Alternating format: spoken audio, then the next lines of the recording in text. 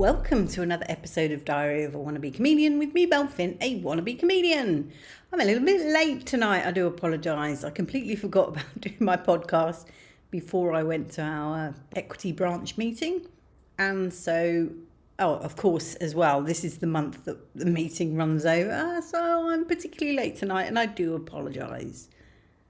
The equity meeting was quite interesting actually because it was all about supporting artists, and I didn't realise how bad they have it in this country. At least they can walk away with less than minimum wage, and they have agents that take a percentage of their expenses effectively. Now if they have to pay for congestion charge or haircuts, those are kind of things that they get back, but agencies are taking 15-20% of that, and you just think, how is that right? It's just not right.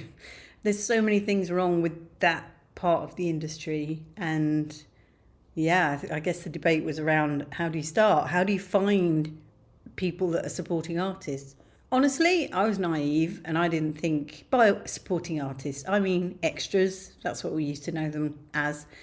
And my naivety, I didn't really think about people actually doing that as a career, but apparently they do.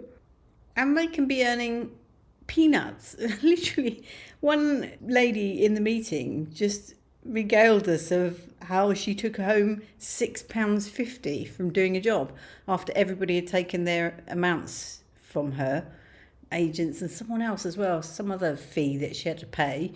And she ended up with £6.50 to her name, which just doesn't seem right, does it? Anyway, there's a lot of work there to do. Thank goodness that's not on me. That's not Variety.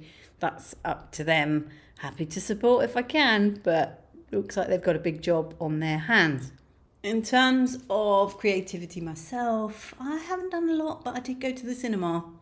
I went to see Jurassic Park Rebirth, and you know I love Michael Crichton's books. And yeah, I've never read Jurassic Park. I've probably said this before, but I've read loads of his books, and they're all brilliant, but Jurassic Park just never appealed to me. I think when I first discovered him as an author, Jurassic Park had just come out. I think that's probably it.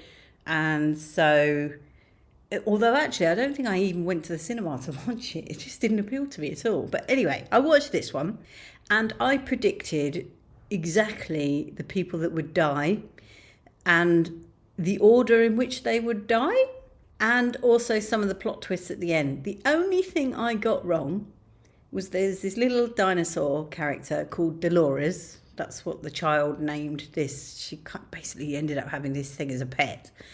And I thought this thing as a pet would save her in some way. You know, even though it was tiny, I thought it will do something that saves this kid because she's been giving it licorice. I was wrong. And I apologise if that's a spoiler, but I was wrong. This dinosaur did nothing. And then I realised, oh, this is the Jar Jar Binks. This is the merch. And sure enough, yeah, I think you can buy stuffed Dolores, probably buy Lego Dolores by now. I don't know. Anyway, basically, very predictable. I quite enjoyed it, but I am questioning how that got to be a 12A. I think if I had children, I just wouldn't be keen on them watching some of that content. And I mean, you know, there was no real blood, but people were getting eaten in quite a horrendous way by these dinosaurs. So, yeah, I question how certification is done these days because it certainly seems to be very lax. I honestly can't tell the difference between 15s and 18s a lot of the time. I don't really know I don't know what tips a film from a 15 to an 18. I always thought it used to be the F word. That was one marker, but that's not the case anymore. And then in terms of horror, I've seen plenty of 15 horrors that are horror, quite horrific. So, you know, I really don't know what the measure is anymore. But I guess it's 12A for a reason. I think 12A means that you can take your kids, but with caution. So technically, as a parent, you should go and watch it yourself first and make your mind up whether your child should watch it. But based on that, I don't think I'd let any kids watch any 12As, full stop. So that's me. I am not a parent and quite glad about that, because I'd hate to be making those decisions, because you could just hear it, couldn't you? All their classmates have been and there you are, not letting them go. My kid would definitely not have a smartphone. My kid would not be going to see these movies. My kid would hate me. So there you go. That's probably why I'm not a parent.